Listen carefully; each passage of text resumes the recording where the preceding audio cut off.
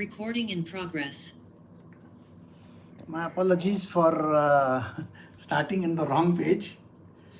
So we will start with chapter 4, verse 13. Right? So in the world of human beings, men seeking the fruition of their activities worship the gods, for success born of actions quickly follows. Yes, we were doing something about the gods last time. So every time when you pray to a certain god, the god is supposed to give you some benefit. Let us say you are praying to Saraswati and saying to her that I want good rank or I want something nice in my examination, I should pass well. She is anyway going to give you whatever is due to you. Alright? But the problem is these gods, these are called demigods. Demigods, when they offer you something, it is you are getting into a loop with them as well. So success will come, but then you are going to be responsible for their actions because it's a part of a karmic debt which gets in the way. So we had understood this last time. So this time we are continuing with another verse, that is where we will understand how people end up doing certain things. So let us start today's satsang, which is Srimad Bhagavad Gita, chapter 4, verse 13. So we'll start in a moment. So Bhagavad Gita, chapter 4, verse 13. The four orders of society, that is the Brahmanas, Kshatriyas, Vaishyas and Shudras, were created by me, classifying them according to the gunas predominant in each and apportionating the corresponding duties to them through the originator of the creation. Know me, the immortal Lord, to be a non-doer. Now, this verse is very peculiar because it is today's day and age. There are lots of people who do not accept this. The acceptance that there are different types of people existing in this world. The difference lies in the fact that the society has been divided into four classes. Whether we accept it or not, the classes exist. Unfortunately, they have been named in a certain way, but I am not going to take the names, just giving you an understanding of the subject. The society is divided into four. Number one is the spiritually perfect person. Okay? He is spiritually perfect. He is the knower of Brahma. Alright, that is number one. Number two is the leader amongst the societies. Today we don't have kings and queens and all that kind of thing. India today, or for that matter any other country in the world except for UK and all, the rest of the countries don't have kings and queens. Okay? We have leaders. We have people who rule the country. We have people who rule the states. We have rulers everywhere. And they are also called leaders. So the second portion is the leader. That is number two. The number three are the people who do transactions. Transactions in the sense they are either in the money market, they are doing some transactions with buying and selling and trading, some kind of an activity which while doing the activity they get paid for that activity. Like you have these consultants and these kind of people. Plus there are lots of people who are in the mid-range. You know, those who are not managers, not the senior executive level, but what we are talking about is those people in the middle who are responsible for certain amount of transactions. So that is the third type. And the fourth type is the general category. The general category is considered as a person who is working for someone or some organization. He is basically the lower level person, which means maybe a clerk in an organization, maybe he's working as a public servant, or God knows those kind of things. The person is subservient to the second type, the leaders. So he becomes responsible to the leadership. I hope you get the point. So if I have to take the society and break it down into four, these four exist in every portion of this world. Now in this, since this is the Bhagavad Gita for women, let me tell you, in today's day and age, this society differentiation is also there. Who is the topmost? Today there are hundreds and thousands of women in spiritual domain. Right? Have you noticed that there are lots of spiritual masters who are women? You know, they have left other people behind. They have taken part in activities and transcended the normal course of their life. There have been number of women in the past, but they were not given that much of a credence. Today's day and age, we give a lot of importance to the women in spiritual world. And they are able to transcend that. The reason being, today it is the Kali Yuga. This is Kali's Yuga. Please remember this. And because it's the Kali's Yuga, a woman gets a chance to step out of the societal norms and be someone. There is no restriction for a woman joining the spiritual world. So there are women priestess also. I'm sure you have seen many places there are women who lead the flock. They rule that particular domain also.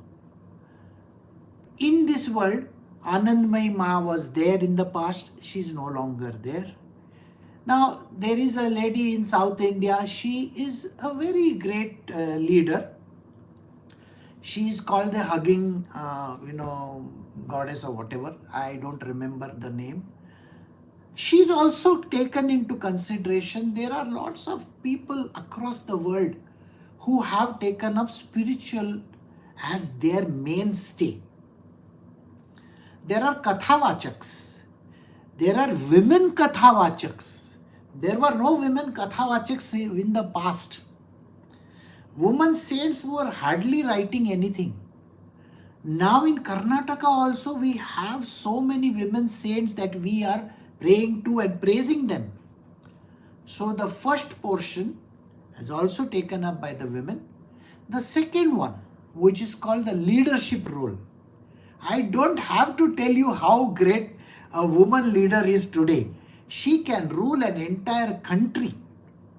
In the past, we had a lady who ruled India, for many, many years. Her name was Indira Gandhi.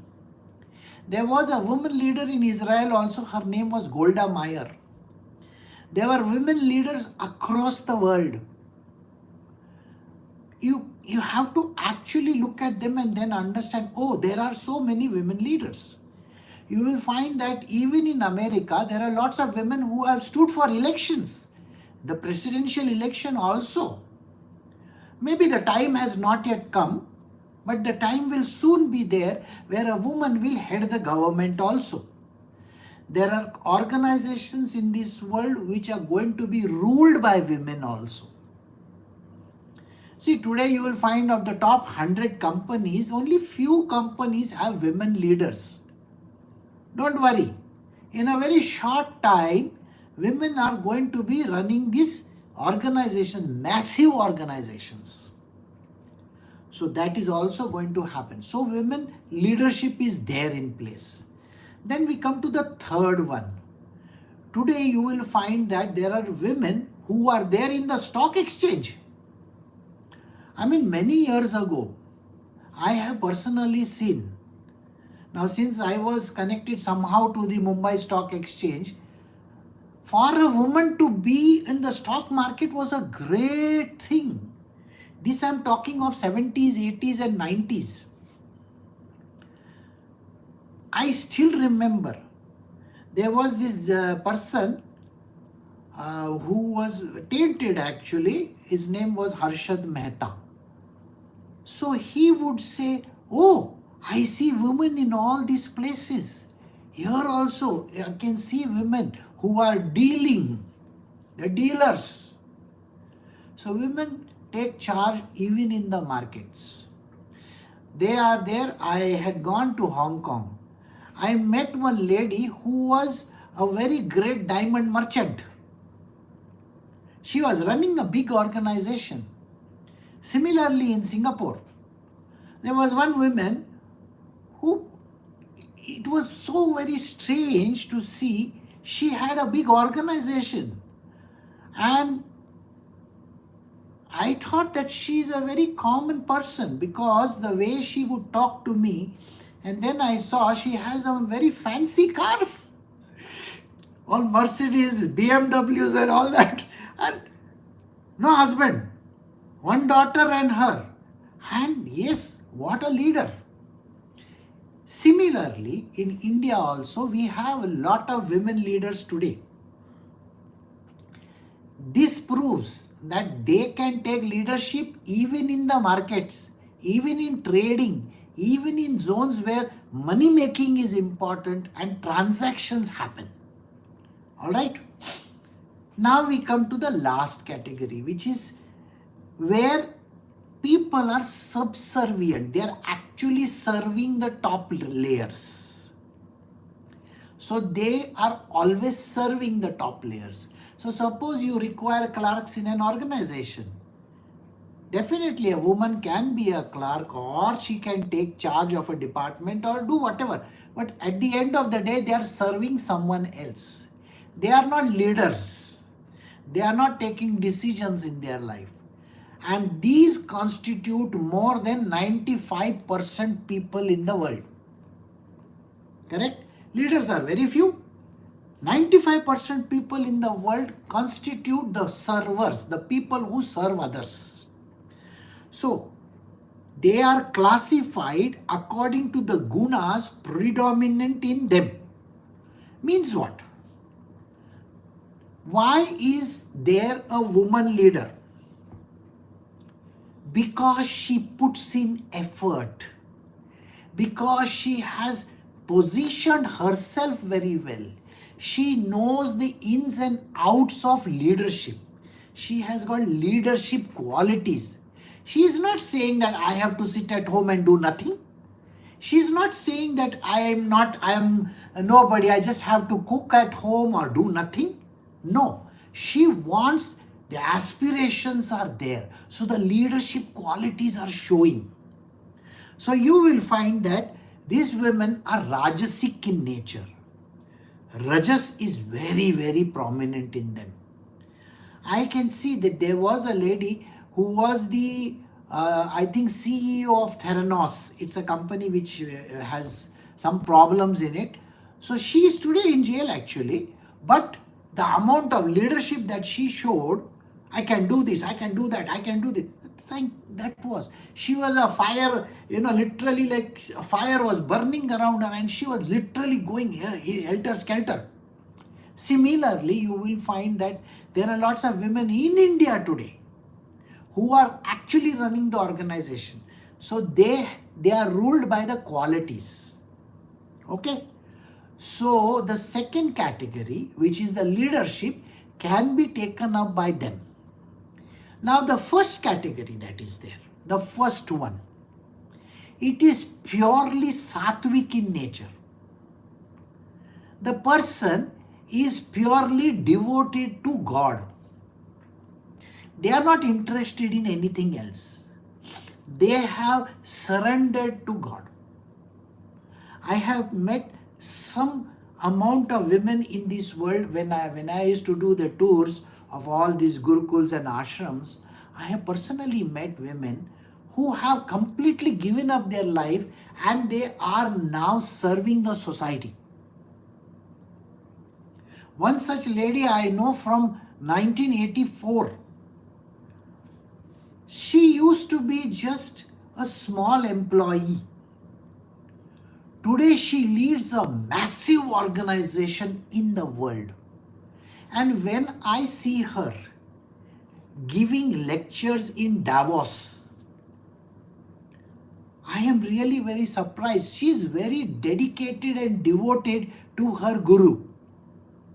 I wouldn't like to name the person because it should not be biased. You should not be biased in that. But since I know her personally, I have seen her personal growth in life. From a very, very down-to-earth person to a pure devotee, and today leading one of the biggest organizations in India and the world. And her Gurudev will tell her to go and give speeches in Davos and United Nations and this and that. It is really very, very strange to see that. She is a pure devotee of them. I'll give you one example which happened. I was sitting across the desk of her husband and her, and the husband was having some papers on his desk. Now these were some papers which were some programs conducted by her Gurudev. Now what happened was, as is my nature, I just took one paper and I was reading it. And when I was reading the paper, I said, oh, this is a wonderful program that you are conducting. I am happy she is the leader, okay, of that spiritual program that was conducted. I said, I would love to join your class. Now when it was time for me to leave, though we were talking like, friends, but when it was time to leave, I folded the paper and I was putting it in my pocket. You know what is the first thing that she said? She asked me, what are you going to do with that paper? I said, I'll keep it with me. She says, no. You know what you will do? You will take it home and you will chuck it in the dustbin. This is my Gurudev's paper. My Guru's name is written on it and it's a class he is conducting. I will not allow this paper to be thrown by you in a dustbin. You have read what is written on that. So I am happy you have read and you have signed up for the class. I had signed up actually for her class only. And your work is done. So this paper's job is already done. I can give this paper to another person. That was the first time I realized how much of importance she has given to her gurus, just the picture on it. And I was amazed at her integrity. And that really showed me that this woman is so much dedicated and devoted to her Gurudev. This is Sattva Guna. And now she's Sattva and Rajas also, because when she gives very big speeches in Davos and other places, she dresses like a queen, by the way. Okay. And really a very amazing personality. I'm not praising her for the heck of it, but I know her personally. That is the first kind. The second kind also. The third one I have already told you. There are lots of women who trade and all those kind of things. But the last one is the common one. Everybody who is reporting to someone, some boss somewhere, they fall into the last category. And theirs is tamoguna driven, tamas driven. They don't want to study. They don't want to have more knowledge. They don't want to have any leadership. They would like to take up a position of a subservient person. I want to serve. I want to be a servant of somebody. So these are the fourth category. And the fourth category is very common. Because first and foremost, there is no knowledge in them. See, knowledge is that which makes you grow in this world. Yesterday, I got a message. This is a 45-year-old woman. She said, Guruji, bless me. I am joining a course for higher education today, Today is the first day I am joining this course. Bless me so that I get the higher knowledge. I immediately replied, I said, it is so nice to see that you are doing this course today. See, at the age of 45, this woman is doing a course so that she can grow in this world and she can be someone in this world.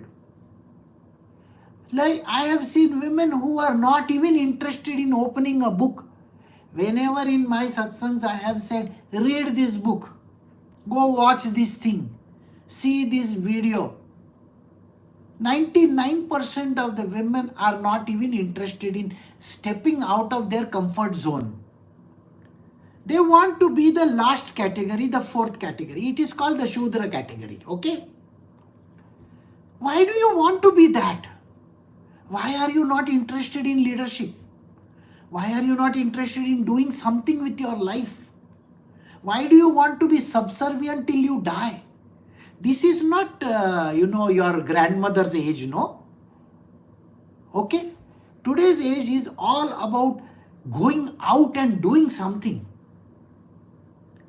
See, when you have the tamoguna, you are not bothered about anything in the world.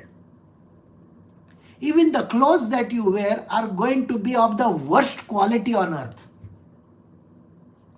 You are not interested in looking good because that is tamas. Rajoguna will tell you what? I am good. I have always been good. I have to look very, very nice in this world. See, please understand one thing. It's not about becoming a film heroine or anything like that. But it is about presenting yourself as a leader. You don't see Narendra Modi in a very, very bad, shabby dress anytime. Do you see that?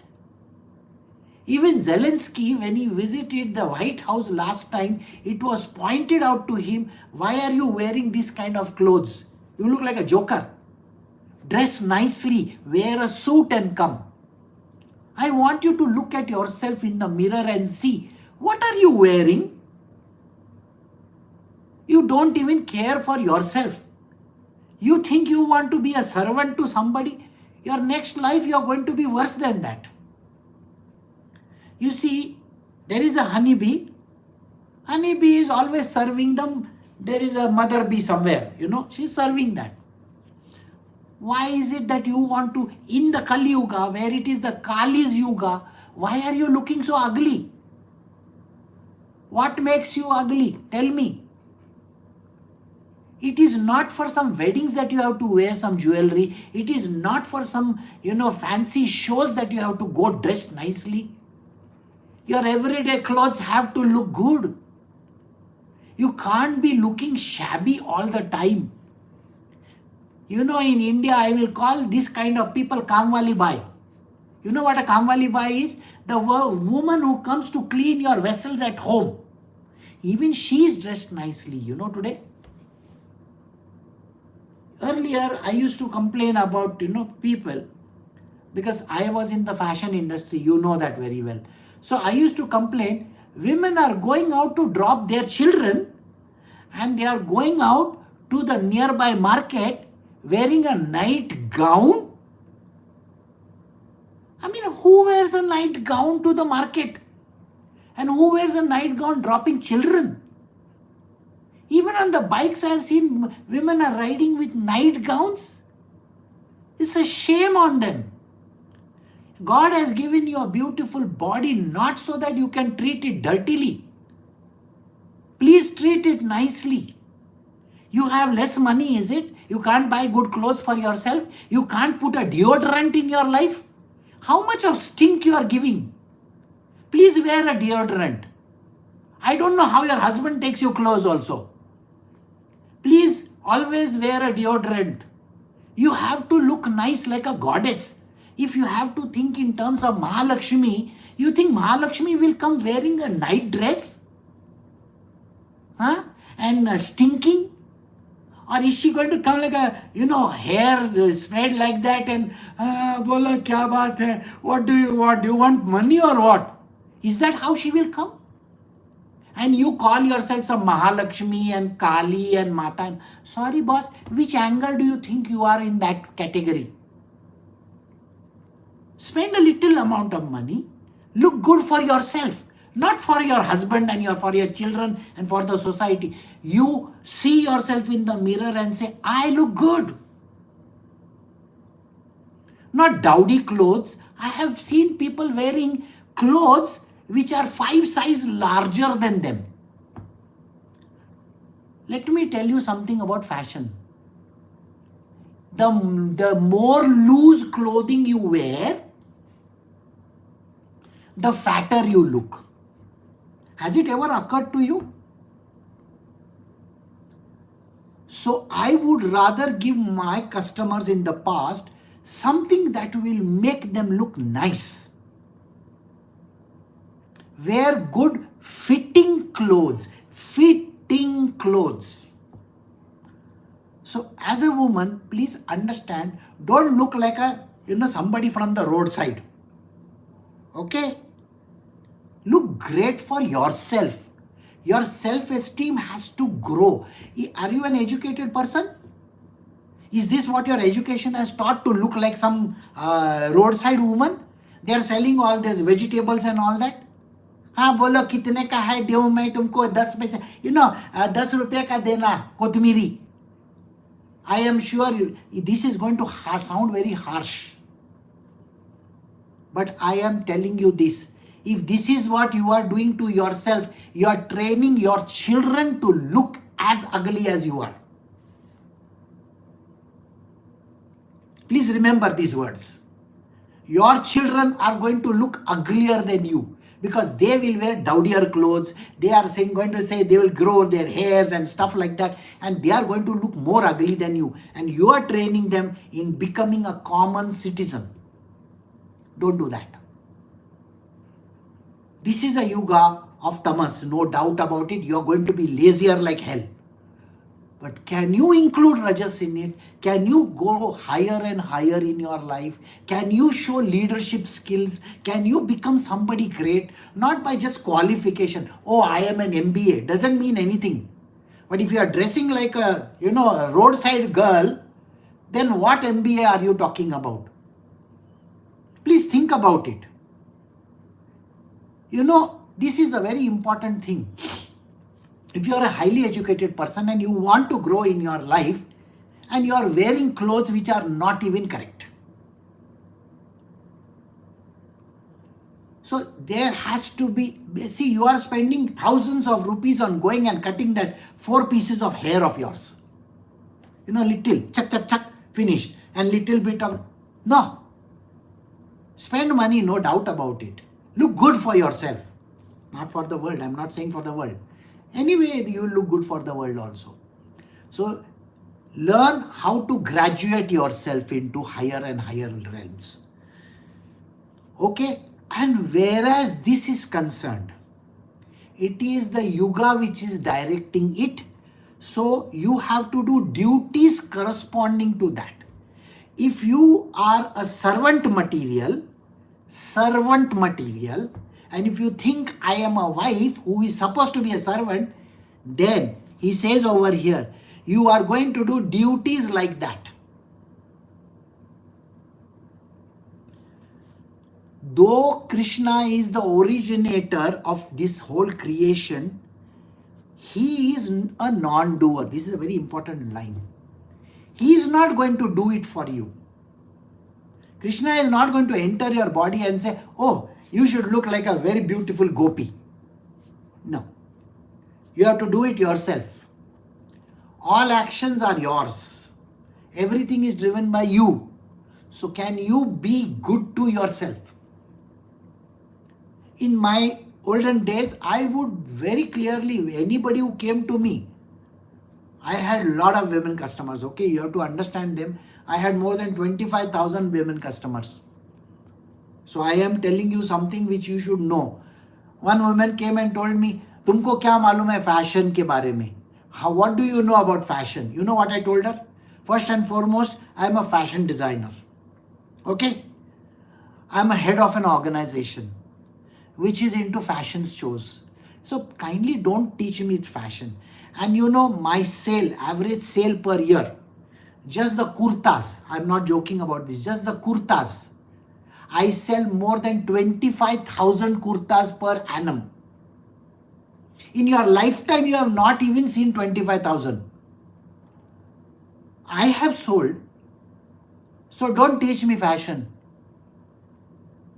I have designed the entire, how you have to take the size and other things for number of companies, including NIFT.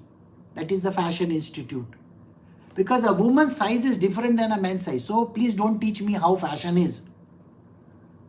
So naturally, this knowledge is handy for me. So I was teaching each and every person who entered my portal that you have to look good. Be good to yourself. Don't look like some roadside person. Present yourself nicely. People will give you respect.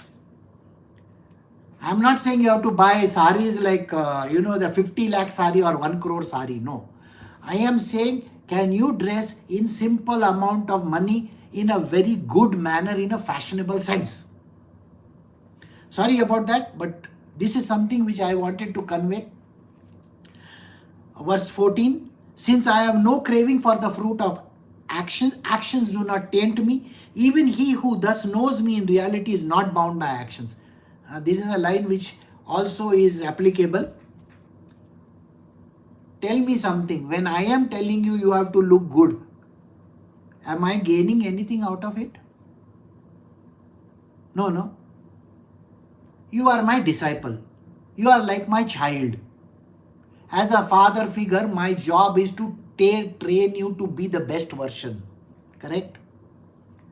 So I am not going to gain anything by telling you you should wear a deodorant or you should wear a good perfume or you should wear good clothes. I am not getting anything out of it. I am not a one who smells or anything like that. So Krishna says over here, see, I am telling all you people over here, just because you have to grow in this world, you have to become better and better and better. And one day you can become the knower of Brahma, the ultimate. That is Sattva Guna. You can graduate from Tamo Guna to Sattva Guna also. You can be the best version of yourself. You can be like that enlightened person also.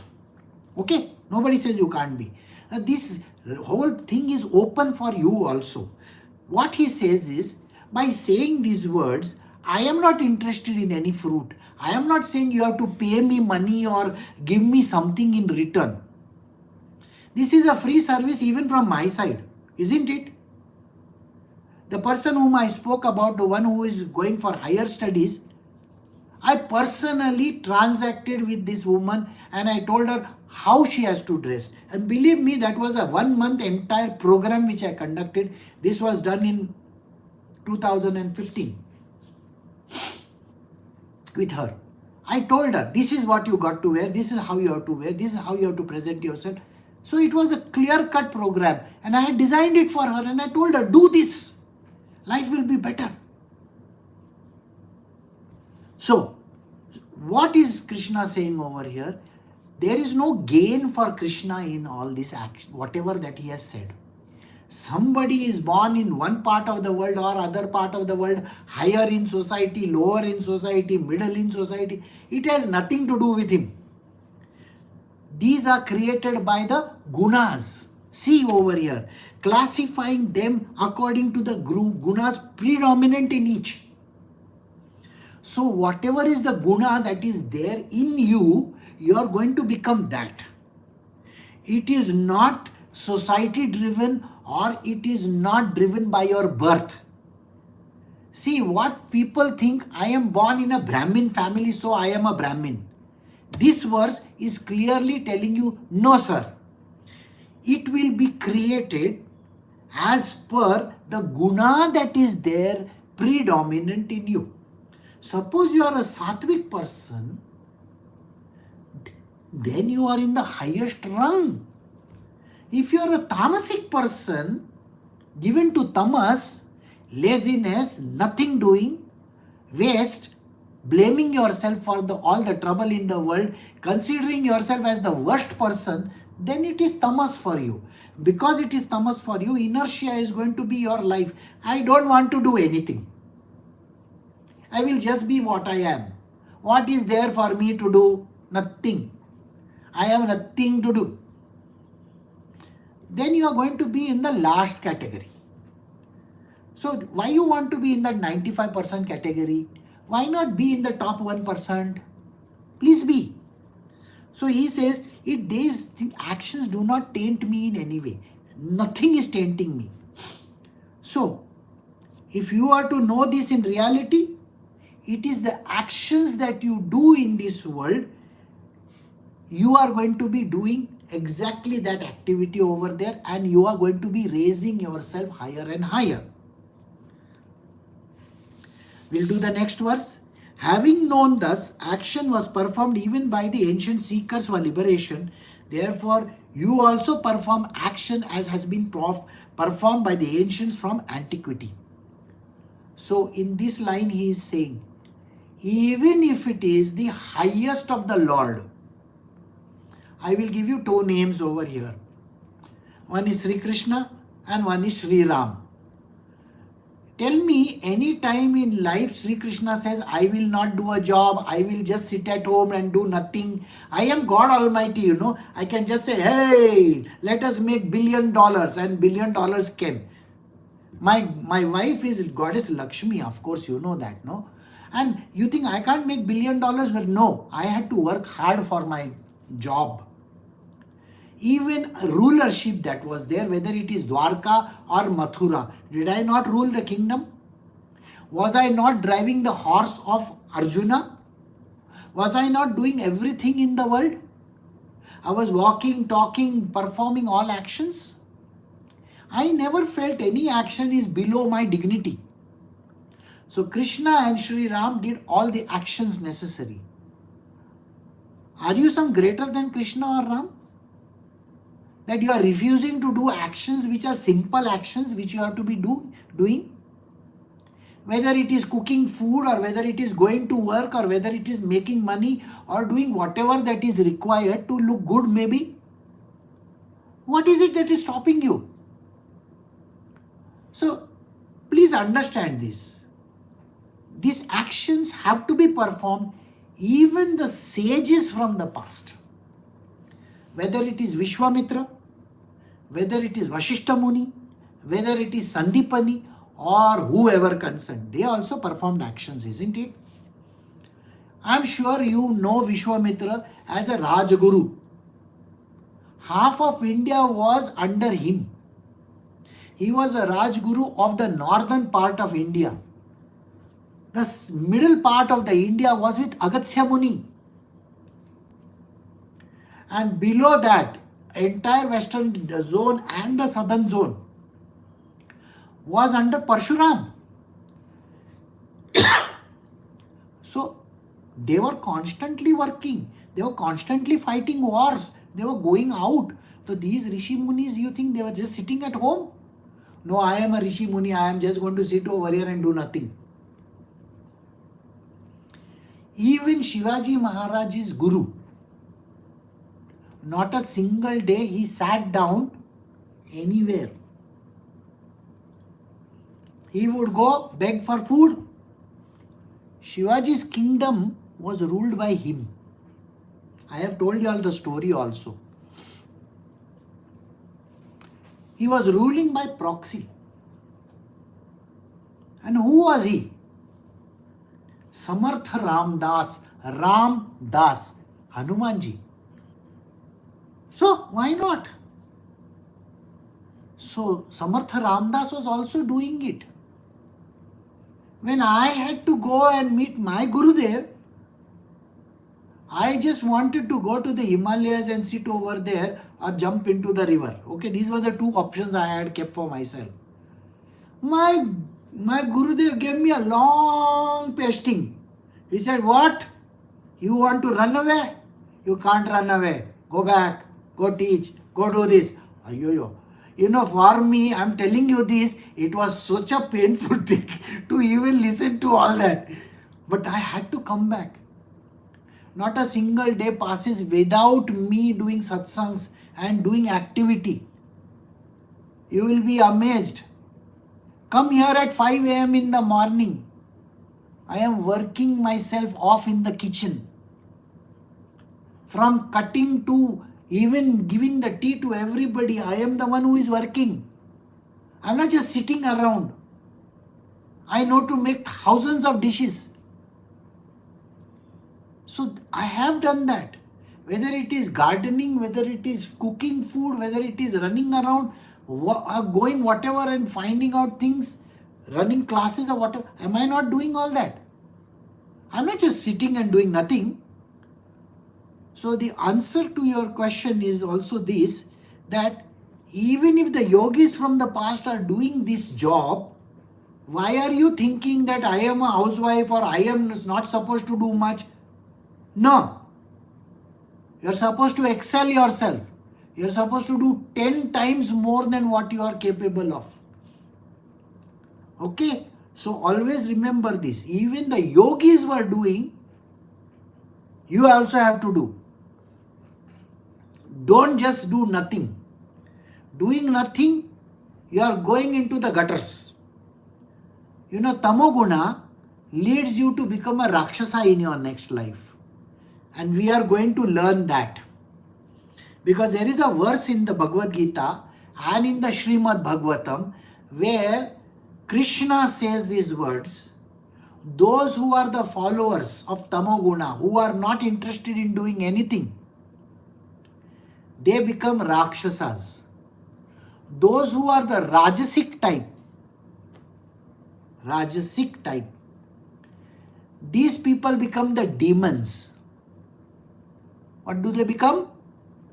Demons. Hiranyakashyap and Hiranyaksha and Ravana, do you think they were ruling a country or no? Yes. Were they leaders among men? Yes. Were they doing it with a very strict hand? Yes. They did not have sattva guna that much in them. What you are supposed to do is, you are supposed to have more sattva and some amount of rajas in you, which will make you do something. Please remember this. Pure rajas is not good. Pure rajas and tamas is not good. Pure tamas is rakshas. Pure sattva, pure rajas is not at all good.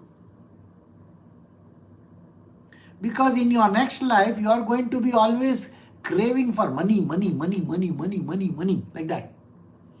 Have sattva also in it. And that is the reason why we have to perform actions. What kind of actions we are supposed to perform? We will be doing it next time, not this time. Okay? So, let us see how we can stop over here for today.